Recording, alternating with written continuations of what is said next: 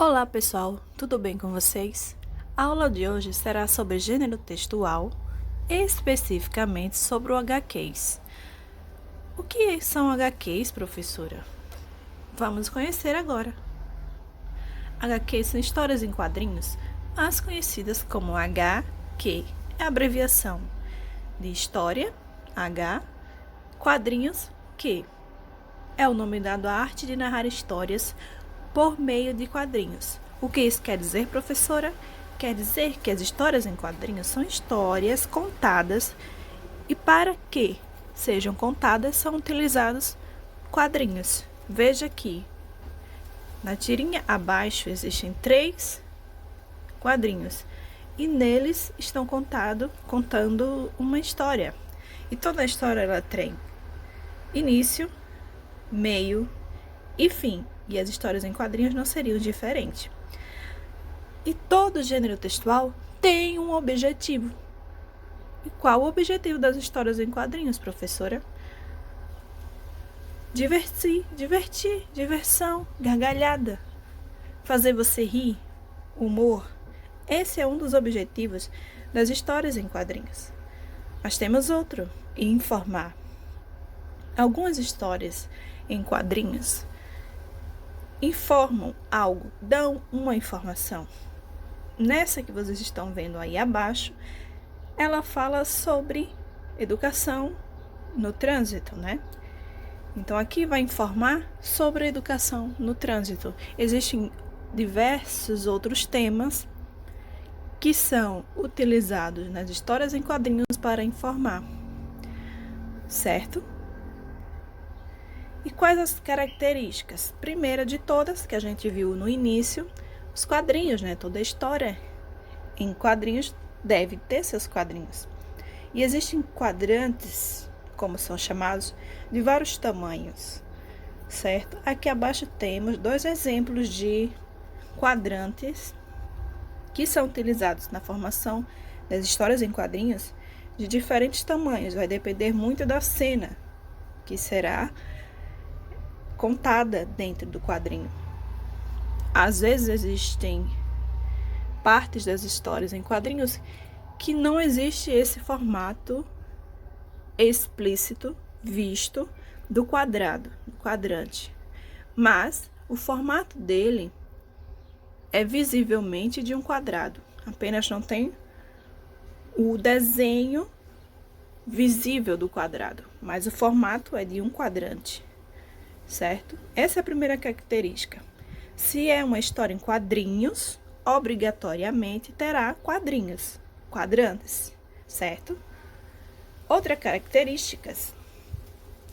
características são as linguagens utilizadas nas histórias em quadrinhos. Normalmente, elas utilizam a linguagem mista, como vocês estão vendo aí no primeiro exemplo, onde tem a interação das falas, das letras, com as imagens, né?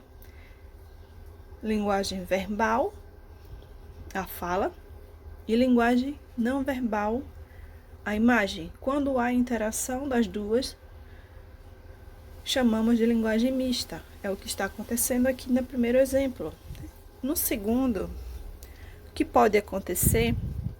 Existem muitas histórias em quadrinhos que não utilizam a linguagem verbal, apenas a não verbal. Existem só desenhos e imagens, e você vai interpretar utilizando através da linguagem não verbal, expressões faciais, certo? Movimentos, imagens, e através dessas informações você vai conseguir entender a história. Então, dependendo do conteúdo da história em quadrinho, ela vai utilizar ou a linguagem mista ou a linguagem não verbal apenas, certo? Outra característica são os balões. Existem diversos tipos de balões de fala. Aqui nós vamos ver alguns, né? A fala do personagem. Balões de fala. O primeiro é bem redondinho, com um rabinho, certo? Existem os formatos também quadrados, bem fechadinhos, assim como esse. São chamados balões de fala. Esse que tá todo riscadinho assim, com os espaços, risquinhos separados, ele é o chamado balão de cochicho. Quando um personagem vai cochichar no ouvido do outro, a gente utiliza esse tipo de balão, o segundo aí que vocês estão vendo. Agora, quando está pensando, professora, qual balão que eu vou utilizar para pensamento? Esse que é igual uma nuvem. E o rabicho dele, que é o que é chamado, esse pequeno rabinho, vai ser diferente, olha, vai ser bolinhas, várias bolinhas, certo? O do grito é, ó, todo pontiagudo. Quando fala mais de um personagem, então se for 2 personagens, vão ter 2 rabicho. É o nome desses rabinhos aí, ó, rabicho ou apêndice. Então se falam 3 rabicho, e sempre na direção do personagem. No próximo, temos um balão de ideia. O balão de ideia é parecido com um balão de pensamento, né? Porque a ideia vem da sua cabeça, certo? E aí com o desenho da lâmpada, né? Que simboliza a ideia. O próximo balão é o balão da dúvida. Olha, tem o sinal de pontuação, o sinal de interrogação. Quer dizer o quê? Uma pergunta, né? Você tem uma pergunta, você tem uma dúvida. Então, aí tem um sinal de interrogação bem grandão, juntamente com o balão do pensamento, porque a dúvida vem da sua mente. Do mesmo jeito é o pensamento de admiração. Não é um pensamento, o pensamento vem de onde? Da sua cabeça, né? Então, o balão vai ser bem nuvenzinha, com o sinal de exclamação. O sinal de exclamação, ele vem para reforçar uma admiração, certo? Um desejo, sensações. E o próximo balão, balão de que você não concluiu uma ideia, não conseguiu se expressar direitinho. E é utilizado aí dentro do balão o sinal de reticências, que é quando a gente não termina uma ideia, um pensamento, não consegue continuar porque esqueceu, né? O próximo balão é o balão de choro, de tristeza, né? E ele, você vê aqui aí embaixo, é como se fosse gotas, lágrimas, né? Próximo balão é o balão música, cantando. Então, existe um balão aí bem irregular com as cifras da música, né? E o último, zangado. Zangado é bem escuro, bem também irregular, e até o rabicho dele também é irregular e escuro, para representar a raiva, certo? Uma outra característica é o balão do narrador. Poucas histórias em quadrinhos têm esse balão do narrador. Porém, as que tem, ó, vejam como é. Bem em cima, ele vai ficar bem em cima do quadrante, meio que retraído. E não terá rabicho ou apêndice, que é esse rabinho aí da fala, certo? Do balão de fala de personagem. O narrador, ele não tem esse rabicho, é um quadrado, um retângulo, normalmente, sem um rabicho, e sempre na parte de cima, centralizado no meio ou dos lados, certo? Não terá o rabicho, essa é uma característica marcante do balão do narrador. Uma outra característica é o tipo de letra utilizado nos balões, certo? Aqui temos 2 exemplos, o incorreto e o certo. Aqui no incorreto, veja que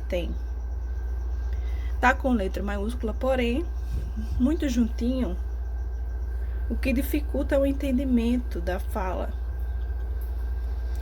E aqui no segundo, tem um espaço, ó, do balão e pouca fala, o que facilita a compreensão, sempre com letra maiúscula e com esse espaçamento do balão entre a fala, certo? Esse é o correto. Uma outra característica são os sinais de pontuação.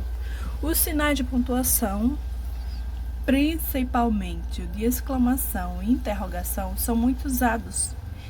Eles acentuam a fala, os sentimentos, as expressões dos personagens, auxiliam na compreensão do leitor, certo? Então, é uma característica marcante em todas as histórias em quadrinhos e que devem ser vistas e consideradas com muita atenção. Outra característica é as onomatopeias. O que são onomatopeias? É uma figura de linguagem que é utilizada para expressar sons, palavras específicas que irão representar sons.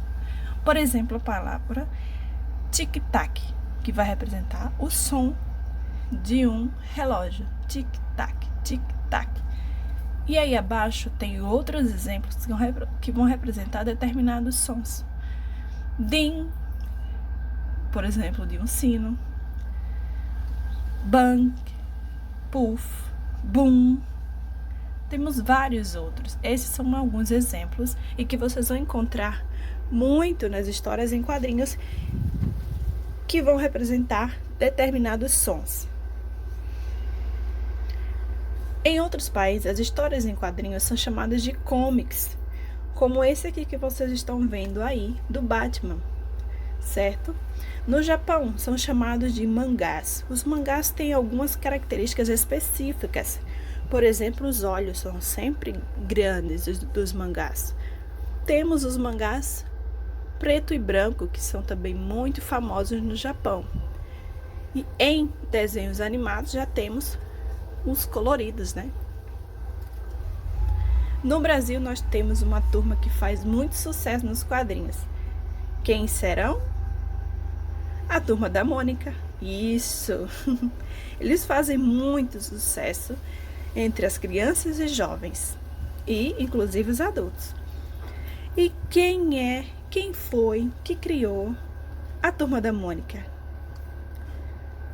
Maurício de Souza, o chamado pai da Turma da Mônica, certo?